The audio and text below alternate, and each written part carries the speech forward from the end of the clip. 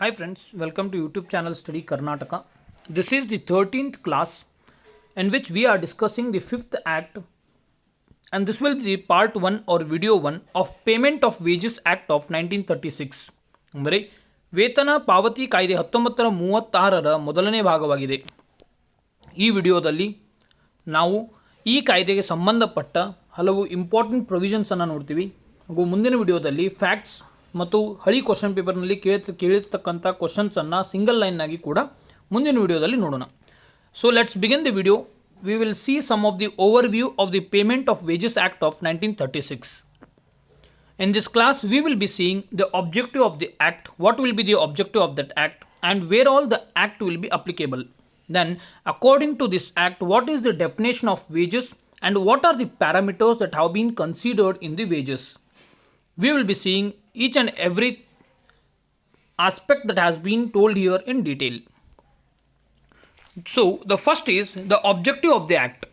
The Payment of Wages Act of 1936, it mainly regulates the payment of wages to certain classes of persons employed. ಅಂದರೆ ಉದ್ಯೋಗದಲ್ಲಿರುವ ಕೆಲವು ವರ್ಗದ ವ್ಯಕ್ತಿಗಳಿಗೆ, ಇದನ್ನು ನೆನಪಿಟ್ಕೊಳ್ಳಿ, ಕೆಲವು ವರ್ಗದ ವ್ಯಕ್ತಿಗಳಿಗೆ ವೇತನ ಪಾವತಿಯನ್ನು ನಿಯಂತ್ರಿಸುತ್ತದೆ. ಈ ಕೆಲವು ವರ್ಗಗಳ ವ್ಯಕ್ತಿಯನ್ನು ಎದಕ್ಕೆ ಕೊಟ್ಟಿದ್ದಾರೆ ಅಂದರೆ, ಅದು ನಿಮ್ಮ ವೇತನವು 24,000ಗಿಂತ ಕಡಿಮೆ ಇದ್ದಲ್ಲಿ ಮಾತ್ರ ನಿಮಗೆ ಈ ಕಾಯ್ದೆ ಅನ್ವಯವಾಗುತ್ತೆ. ಒಂದು ವೇಳೆ ನಿಮ್ಮ ವೇತನ 24,000 ಅಥವಾ 24,000ಕ್ಕಿಂತ ಹೆಚ್ಚಾಗಿದ್ದರೆ ಈ ಕಾಯ್ದೆ ಅನ್ವಯವಾಗುವುದಿಲ್ಲ. ಅದಕ್ಕಾಗಿ ಇಲ್ಲಿ ಕೆಲವು ವರ್ಗದ ವ್ಯಕ್ತಿಗಳೆಂದು ಹೇಳಿದ್ದಾರೆ. Next, second, guarantees the payment of wages on time. It guarantees the payment of wages on time and without any deduction except those authorized under the act. Right? The act authorizes some of the deductions such as pension fund, right? Employee provident fund, medical insurance, right? These kind of deductions have been mentioned in the act.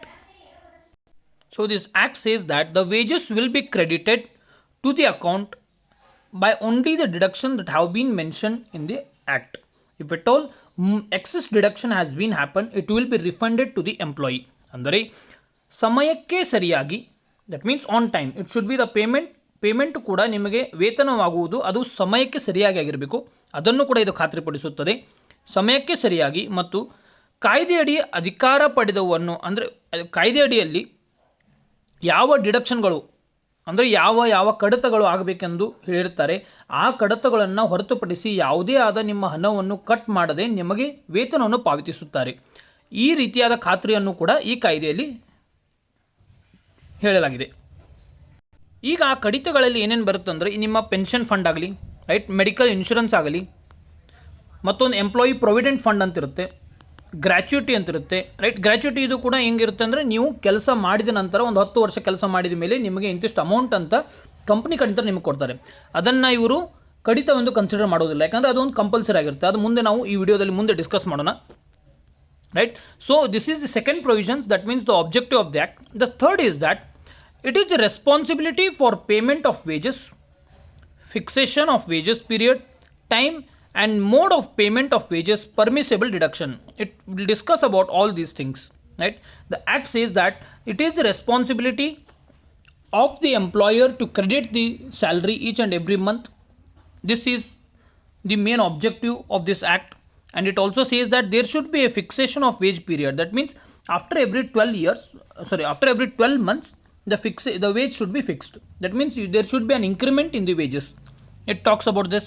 And it also talks about the time and mode of payment of wages, such as online payment. It should be directly bank credited.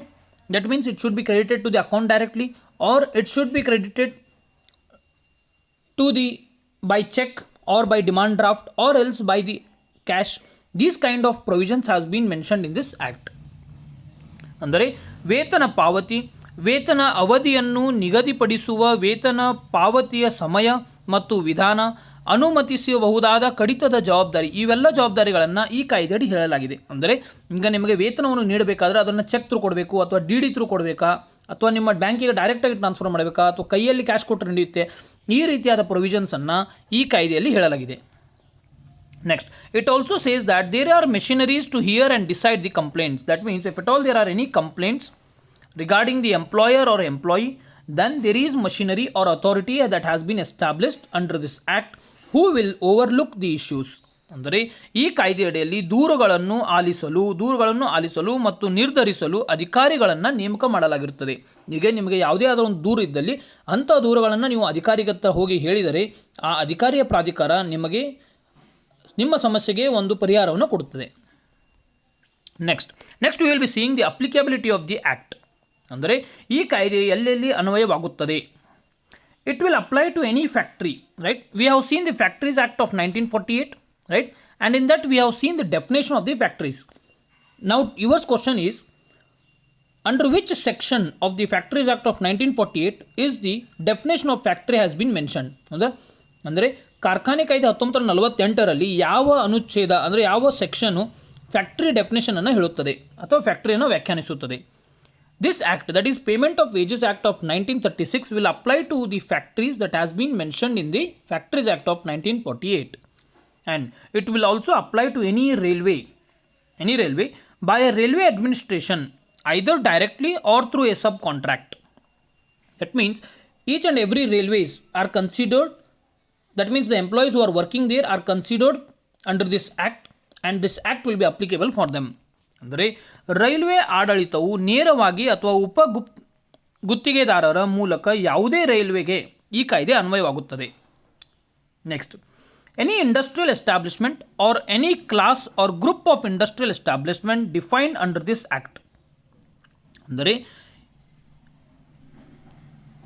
ಕಾಯ್ದೆಯಲ್ಲಿ ವ್ಯಾಖ್ಯಾನಿಸಲಾದ ಯಾವುದೇ ಕೈಗಾರಿಕಾ ಸಂಸ್ಥೆ ಅಥವಾ ಯಾವುದೇ ವರ್ಗ ಅಥವಾ ಕೈಗಾರಿಕಾ ಸಂಸ್ಥೆಗಳ ಗುಂಪನ್ನು ಈ ಕಾಯ್ದೆ ಹೇಳಿರುತ್ತದೆ. ಅಂಥ ಒಂದು ಗುಂಪಿಗೆ ಈ ಕಾಯ್ದೆ ಅಂದರೆ payment of wages act of 1936 ಅನ್ವಯವಾಗುತ್ತದೆ.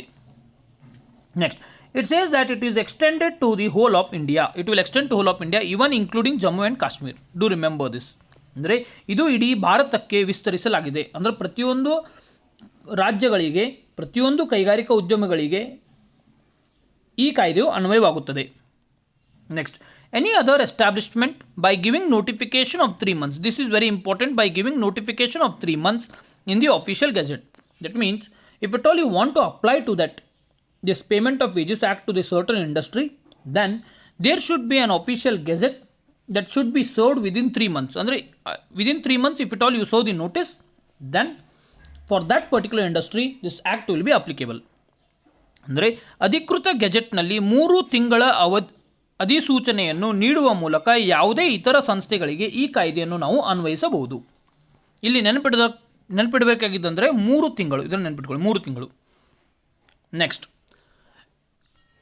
some of the other provisions that are under this applicability of the act, it says that wages for a wage period do not exceed 24,000 rupees per month. Right? As I said in the previous slide, if at all you are earning more than 24,000, right? If at all you are earning more than 24,000, then this act will not be applicable for you. If at all you are earning 23,900 rupees, then this act will be applicable because it is less than 24,000, right? If at all your salary is less than 24,000 rupees, then this act will be applicable. And if at all your salary is more than 24,000 rupees, this act will be not applicable. ಅಂದರೆ ಈ ಕಾಯ್ದೆಯು ಅನ್ವಯವಾಗಬೇಕಾದರೆ ನಿಮ್ಮ ವೇತನವು 24,000ಗಿಂತ ಕಡಿಮೆ ಇರಬೇಕು, right. ಒಂದು ವೇಳೆ ನಿಮ್ಮ ವೇತನ 24,000ಗಿಂತ ಹೆಚ್ಚಾಗಿದ್ದಲ್ಲಿ ನಿಮಗೆ ಈ ಕಾಯ್ದೆ ಅನ್ವಯವಾಗುವುದಿಲ್ಲ. ಅದನ್ನು ಇಲ್ಲಿ ಹೇಳಲಾಗಿದೆ. ಸೊ ದಯಮಾಡಿ ಇದನ್ನು ಸ್ವಲ್ಪ ಪಾಸ್ ಮಾಡಿ ನೋಡಿ, ಕ್ಲಿಯರಾಗಿ ಓದ್ಕೊಳ್ಳಿ ಮತ್ತು ನಿಮಗೆ ಅನಿಸಿದ್ದನ್ನು, ಇಂಪಾರ್ಟೆಂಟ್ ಅನಿಸಿದ್ದನ್ನು ಪಾಯಿಂಟ್ ಮಾಡ್ಕೊಳ್ಳಿ. Next, what are wages according to this act? The act also defines the wages, right. What are the parameters that have been included in the wages? ಅಂದರೆ ವೇತನವೆಂದರೇನು, ಆ ವೇತನದಲ್ಲಿ ಯಾವ ಯಾವ ಹಣವನ್ನು ನೀವು ಪರಿಗಣಿಸಬಹುದು, ಇದನ್ನು ಈ ಕಾಯ್ದೆಯಲ್ಲಿ ಹೇಳಲಾಗಿದೆ. It says that all remuneration whether by way of salary, allowances or otherwise payable to a person employed in respect of this employment or of work done in such employment, right? That means whatever is the normal salary that the employer is giving to you is considered as wages. Along with that, any award or settlement between the parties or order of the court, right? If at all there is a dispute in between employee and employer, and the court gives the verdict saying that some of the money should be paid to the employee by the employer, then whatever amount that has been received to the employee, it will be considered as the wage. And this is the first point. Second is that overtime work or holidays or any leave period, right? If at all you have worked for overtime and some of the amount is being credited for you, and obviously as we have discussed in the previous act, if at all you are working for overtime, then your salary will be double than the normal, right? It will be double than the normal. And if at all you are on holiday and your salary is credited, or the 1 day leave has been credited with the amount or the compensation that need to be given to you, then that will be considered as the wage. And also the leave period, whatever leave you are earning, and if at all you are encashing it, those kind of amounts are also considered as wages. Next, third one, it says that the wages are any additional remuneration payable under the terms of employment, whether called as bonus or by any other name. In the next upcoming acts, we will be seeing that for every 12 months, right? For every 12 months, at least 1 month salary should be credited as the bonus. This is the rule under certain act, right? And these kind of bonuses are also considered as the part of wages.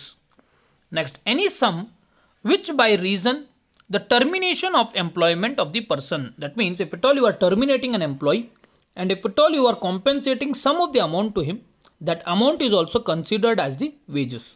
So this was the brief about the wages, like what are the parameters that have been considered in the wages, right? We will be seeing ಇದನ್ನೇ ನಾವು ಕನ್ನಡದಲ್ಲಿ ನೋಡಬೇಕಾದ್ರೆ ಈ ಕಾಯ್ದೆಯ ಪ್ರಕಾರ ವೇತನವೆಂದರೆ ಏನು, ಹೌದಾ? ನೀವು ನಾರ್ಮಲ್ ಆಗಿ ಕೆಲಸ ಮಾಡ್ತೀರಾ, ಅದಕ್ಕೆ ನಿಮಗೆ ಒಂದು ಹಣವನ್ನು ಕೊಡ್ತಾರೆ, ಹೌದಾ? ಒಂದು ತಿಂಗಳಿಗೆ ಇಂತಿಷ್ಟು ಹಣವನ್ನು ಕೊಡ್ತಾರೆ, ಅದನ್ನು ನೀವು ವೇತನವೆಂದು ಕನ್ಸಿಡರ್ ಮಾಡ್ತೀರಾ. ಅದನ್ನು ಹೊರತುಪಡಿಸಿ ಇನ್ನು ಇಲ್ಲಿ ಕೊಟ್ಟಿರ್ತಕ್ಕಂಥ ಉಳಿದ ಎಲ್ಲ ಮೊತ್ತವನ್ನು ಕೂಡ ವೇತನವೆಂದು ಪರಿಗಣಿಸಲಾಗುತ್ತದೆ. ಅದರಲ್ಲಿ ಮೊದಲನೇದಾಗಿ ಪಕ್ಷಗಳ ನಡುವಿನ ಯಾವುದೇ ತೀರ್ಪು ಅಥವಾ ಇತ್ಯರ್ಥ ಅಥವಾ ನ್ಯಾಯಾಲಯದ ಆದೇಶದ ಪ್ರಕಾರ ಯಾವುದೇ ಬರ್ತಕ್ಕಂಥ ಹಣ ಅಥವಾ ಮೊತ್ತವಾದಲ್ಲಿ ಅದನ್ನು ಕೂಡ ವೇತನವೆಂದು ಪರಿಗಣಿಸುತ್ತಾರೆ. ಈಗ ಎಂಪ್ಲಾಯಿ ಮತ್ತು ಎಂಪ್ಲಾಯರ್ ಅಂದರೆ ಉದ್ಯೋಗದಾತರು ಹಾಗೂ ಉದ್ಯೋಗಿಯ ನಡುವೆ ಯಾವುದೇ ಆದ ಒಂದು ಸಂಘರ್ಷಣವಿದ್ದಲ್ಲಿ ಅದು ಕೋರ್ಟಿಗೆ ಹೋದಾಗ ಆ ಕೋರ್ಟು ನಿಮಗೆ ಒಂದು ತೀರ್ಪು ಕೊಡುತ್ತೆ, ಏನಂತ, ಉದ್ಯೋಗದಾತರು ಉದ್ಯೋಗಿಗೆ ಇಂತಿಷ್ಟು ಹಣವನ್ನು ನೀಡಬೇಕೆಂದು. ಆಗ ಆ ಹಣವನ್ನು ಕೂಡ ನೀವು ವೇತನವೆಂದು ಪರಿಗಣಿಸುತ್ತಾರೆ. ಇದು ಮೊದಲನೇ ಪಾಯಿಂಟ್. ಎರಡನೇದೇನೆಂದರೆ ಓವರ್ ಟೈಮ್ ಕೆಲಸ ಅಥವಾ ರಜಾ ದಿನಗಳು ಅಥವಾ ಯಾವುದೇ ರಜೆ ಅವಧಿ, ಈ ಅವಧಿ ಅಥವಾ ಈ ದಿನದಲ್ಲಿ ಬರ್ತಕ್ಕಂಥ ಮೊತ್ತವನ್ನು ಅಥವಾ ಹಣವನ್ನು ವೇತನವೆಂದು ಪರಿಗಣಿಸುತ್ತಾರೆ. ಈಗ ನಾವು ಹಿಂದಿನ ಒಂದು ಆ್ಯಕ್ಟ್ ಅಥವಾ ಸೆಕ್ಷನ್ನಲ್ಲಿ ನೋಡಿದ್ದೇವೆ, ಓವರ್ ಟೈಮ್ ಮಾಡಿದಾಗ ನಿಮಗೆ ಡಬಲ್ ಅಮೌಂಟ್ ಬರುತ್ತೆ, ಹೌದಾ? ನಾರ್ಮಲ್ ಬರ್ತಕ್ಕಂಥ ಅಮೌಂಟ್ಗಿಂತ ಡಬಲ್ ಅಮೌಂಟು ನಿಮಗೆ ಕ್ರೆಡಿಟ್ ಮಾಡ್ತಾರೆ. ಆ ಒಂದು ಮೊತ್ತವನ್ನು ಕೂಡ ನೀವು ವೇತನವೆಂದು ಪರಿಗಣಿಸುತ್ತಾರೆ.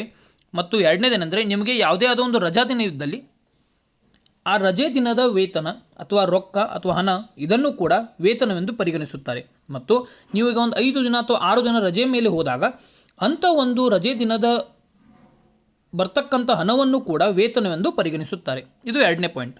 ಇನ್ನು ಮೂರನೇ ಪಾಯಿಂಟ್ ಏನಂದರೆ ಉದ್ಯೋಗದ ನಿಯಮಗಳ ಅಡಿಯಲ್ಲಿ ಪಾವತಿಸಬೇಕಾದ ಯಾವುದೇ ಹೆಚ್ಚುವರಿ ಸಂಭಾವನೆಯ, ಅಂದರೆ ಯಾವುದೇ ಆದ ಹೆಚ್ಚುವರಿ ಸಂಭಾವನೆಯ ಮೊತ್ತವಾಗಿದ್ದಲ್ಲಿ ಅದನ್ನು ಬೋನಸ್ ಎಂದು ಕೂಡ ಕರೆಯಬಹುದು, ಅಂಥ ಒಂದು ಮೊತ್ತವನ್ನು ವೇತನವೆಂದು ಪರಿಗಣಿಸುತ್ತಾರೆ. ಹೌದಾ? ಈಗ ಮುಂದೆ ನಾವು ಕಲಿತಕ್ಕಂಥ ಆ್ಯಕ್ಟ್ನಲ್ಲಿ ಒಂದು ಆ್ಯಕ್ಟ್ನಲ್ಲಿ ಅದೇನು ಹೇಳ್ತಾರೆ ಅಂದರೆ, ನೀವು 12 ತಿಂಗಳಿಗೆ ಮಿನಿಮಮ್ 12 ತಿಂಗಳಾದ ಮೇಲೆ 1 ತಿಂಗಳ ವೇತನವನ್ನು ಬೋನಸ್ ಆಗಿ ನೀಡಬೇಕು. ಇಂಥ ಒಂದು ಬೋನಸ್ಸನ್ನು ವೇತನವೆಂದು ಪರಿಗಣಿಸುತ್ತಾರೆ.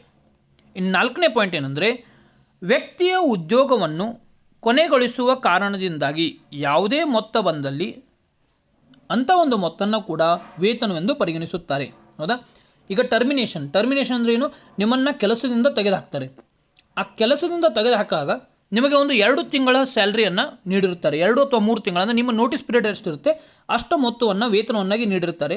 ಈ ಬರ್ತಕ್ಕಂಥ ಮೊತ್ತವನ್ನು ಕೂಡ ವೇತನವೆಂದು ಪರಿಗಣಿಸಲಾಗುತ್ತದೆ. Next, wages does not include. ಈಗ ನಾವು ವೇತನದಲ್ಲಿ ಏನೇನಿರುತ್ತೆ ಅಂತ ನೋಡಿದ್ವಿ.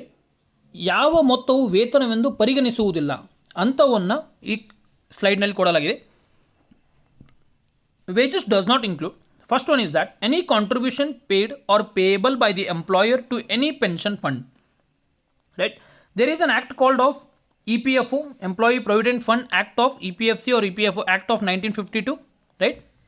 According to this act, there should be some amount that should be credited to your pension fund and provident fund. Right? These kind of credited amount is not considered as wages. Next, provident fund or for the benefit of the workman under any law for the time being in force. That means whatever fund that is created to your provident fund is not considered as the part of wages.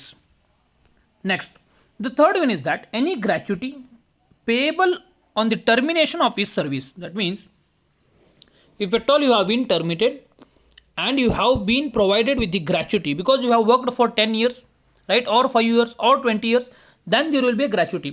And do remember one point that the maximum amount of gratuity is 20 lakh rupees. Do remember this because this can be asked in examination and it has been asked in 2021 EPFO examination. So the maximum limit of gratuity is 20 lakh rupees. So any gratuity payable on the termination of the service is not considered as the part of wages. ಕನ್ನಡದಲ್ಲಿ ನೋಡಬೇಕಾದ್ರೆ ವೇತನದ ಅಡಿಯಲ್ಲಿ ಯಾವುದನ್ನು ಪರಿಗಣಿಸಲಾಗುವುದಿಲ್ಲ. ಯಾವುದೇ ಪಿಂಚಣಿ ನಿಧಿಗೆ ಉದ್ಯೋಗದಾತರು ಪಾವತಿಸಿದ ಅಥವಾ ಪಾವತಿಸಬೇಕಾದ ಯಾವುದೇ ಕೊಡುಗೆ ಅಥವಾ ಹಣವಿದ್ದಲ್ಲಿ ಅಂಥ ಒಂದು ಮೊತ್ತ ಅಥವಾ ಹಣವನ್ನು ವೇತನವೆಂದು ಪರಿಗಣಿಸುವುದಿಲ್ಲ.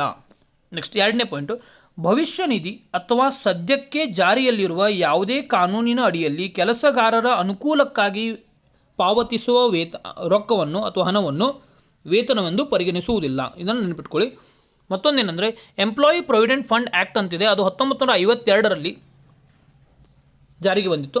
ಈ ಕಾಯ್ದೆ ಅಡಿಯಲ್ಲಿ ಅವ್ರೇನು ಹೇಳ್ತಾರೆ ಅಂದರೆ ನೀವು ಪೆನ್ಷನ್ ಮತ್ತು ಪ್ರೊವಿಡೆಂಟ್ ಫಂಡಿಗೆ ಉದ್ಯೋಗದಾತರು ಪ್ರತಿಯೊಬ್ಬ ಉದ್ಯೋಗಿ ಅಕೌಂಟಿಗೆ ನೀವು ಹಣವನ್ನು ಜಮಾ ಮಾಡಬೇಕು. ಅದೆಷ್ಟಿರುತ್ತೆ 8.33% ಜಮಾ ಮಾಡಬೇಕಾಗುತ್ತೆ. ಟೋಟಲಾಗಿ 12% ಇರುತ್ತೆ, ಅದರಲ್ಲಿ 8.33% ಪ್ರೊವಿಡೆಂಟ್ ಫಂಡಿಗೆ ಹೋಗುತ್ತೆ ಅಥವಾ ಪೆನ್ಷನ್ ಫಂಡಿಗೆ ಹೋಗುತ್ತೆ. ಸೊ ಈ ಮೊತ್ತವನ್ನು ಕೂಡ ವೇತನವೆಂದು ಪರಿಗಣಿಸುವುದಿಲ್ಲ, ಅದು ಉದ್ಯೋಗದಾತರ ಒಂದು ಕರ್ತವ್ಯವಾಗಿರುತ್ತೆ. ಹೀಗಾಗಿ ಆ ಕಾಯ್ದೆಯಲ್ಲಿ ಇದನ್ನು ನಮೂದಿಸಲಾಗಿದೆ. ನೆಕ್ಸ್ಟ್ ಮೂರನೇ ಪಾಯಿಂಟ್ ಏನಂದರೆ ಅವರ ಸೇವೆಯ ಮುಕ್ತಾಯದ ನಂತರ ಪಾವತಿಸಬೇಕಾದ ಯಾವುದೇ ಗ್ರ್ಯಾಚುಟಿ, ಯಾವುದೇ ಆದ ಒಂದು ಗ್ರ್ಯಾಚುಟಿ ಅಂದರೆ ಏನು? ಈಗ ನೀವು ಯಾವುದೇ ಆದ ಒಂದು ಕಾರ್ಖಾನೆಯಲ್ಲಿ ವರ್ಕ್ ಮಾಡಿದ್ದೀರಾ, ಒಂದು 5 ವರ್ಷ ಕೆಲಸ ಮಾಡಿದ್ದಲ್ಲಿ, ಮಿನಿಮಮ್ 5 ವರ್ಷ ಕೆಲಸ ಮಾಡಿದರೆ ನಿಮಗೆ ಗ್ರ್ಯಾಚುಟಿ ಕೊಡ್ತಾರೆ. ನೀವು 5 ವರ್ಷ ಕೆಲಸ ಮಾಡಿದ್ದಲ್ಲಿ ನೀವು ನಮಗೆ ಸೇವೆಯನ್ನು ಸಲ್ಲಿಸಿದ್ದೀರಾ, ಅದಕ್ಕಾಗಿ ನಮ್ಮ ಕಾರ್ಖಾನೆಯಿಂದ ನಿಮಗೆ ಒಂದು ಕೊಡುಗೆಯನ್ನು ಕೊಡ್ತೀವಿ. ಆ ಕೊಡುಗೆಗೆ ಗ್ರ್ಯಾಚುಟಿ ಎಂದು ಕರೆಯುತ್ತಾರೆ. ರೈಟ್, ಗ್ರ್ಯಾಚುಟಿ ಅಂದರೆ ಥ್ಯಾಂಕ್ಫುಲ್, ನಥಿಂಗ್ ಬಟ್ ಗ್ರ್ಯಾಚುಟಿ ಅಂದರೆ ಒರಿಜಿನಲ್ ಮೀನಿಂಗ್ ಏನಾಗುತ್ತೆ, ಥ್ಯಾಂಕ್ಫುಲ್ ಆಗುತ್ತೆ. ಈ ಕೊಡ್ತಕ್ಕಂಥ ಮೊತ್ತವು ವೇತನದಲ್ಲಿ ಪರಿಗಣಿಸಲಾಗುವುದಿಲ್ಲ. ಮತ್ತು ನೆನಪಿಟ್ಕೊಳ್ಳಿ, ಗ್ರ್ಯಾಚುಟಿ ಮ್ಯಾಕ್ಸಿಮಮ್ ಆಗಿ 20 ಲಕ್ಷ ಕೊಡಬಹುದು. 20 lakhs is the maximum limit of gratuity and this has been asked in the EPFO question paper. ಇದನ್ನು EPFO ಕ್ವಶನ್ ಪೇಪರ್ 2021ರಲ್ಲಿ ಇದನ್ನು ಕೇಳಲಾಗಿದೆ. ಸೊ ಇದನ್ನು ನೆನಪಿಟ್ಕೊಳ್ಳಿ. ಸೊ ಮುಂದಿನ ವಿಡಿಯೋದಲ್ಲಿ ನಾವು ಕೆಲವು ಫ್ಯಾಕ್ಟ್ಸನ್ನು ನೋಡ್ತೀವಿ, ಹಾಗೂ ಕೆಲವೊಂದು ಸ್ಟ್ಯಾಟಿಸ್ಟಿಕ್ಸನ್ನು ನೋಡ್ತೀವಿ, ಮತ್ತು ಹಿಂದಿನ ಕ್ವಶನ್ ಪೇಪರ್ನಲ್ಲಿ ಕೇಳಿರ್ತಕ್ಕಂಥ ಕ್ವಶನ್ಗಳನ್ನು ಸಿಂಗಲ್ ಲೈನಾಗಿ ನೋಡ್ತೀವಿ. ಹೌದಾ? ಮತ್ತು by today evening the mock test will be uploaded. Mock test number 5 Telegram ಚಾನಲಲ್ಲಿ ಅಪ್ಲೋಡ್ ಮಾಡಲಾಗುವುದು. ಎಲ್ಲರೂ ದಯಮಾಡಿ ಅಟೆಂಡ್ ಮಾಡಿ, ಮತ್ತು ಹಿಂದಿನ ಮಾಕ್ ಟೆಸ್ಟ್ಗಳನ್ನು ಅಟೆಂಡ್ ಮಾಡಿಲ್ಲ ಅಂದರೆ ದಯಮಾಡಿ ಎಲ್ಲರೂ ಅಟೆಂಡ್ ಮಾಡಿ. ಯಾಕಂದರೆ ಕ್ವಶನ್ಸ್ ಭಾಳ ಇಂಪಾರ್ಟೆಂಟ್ ಆಗಿರುತ್ತೆ. ಪ್ರತಿಯೊಂದು ಕ್ವಶನ್ ನಿಮಗೆ ರಿಪೀಟ್ ಆಗ್ತಕ್ಕಂಥ ಚಾನ್ಸ್ ಇದೆ. If you are new to the channel, you can subscribe to the channel and share with your friends. Right, thanks for watching the video. Have a nice day. Bye.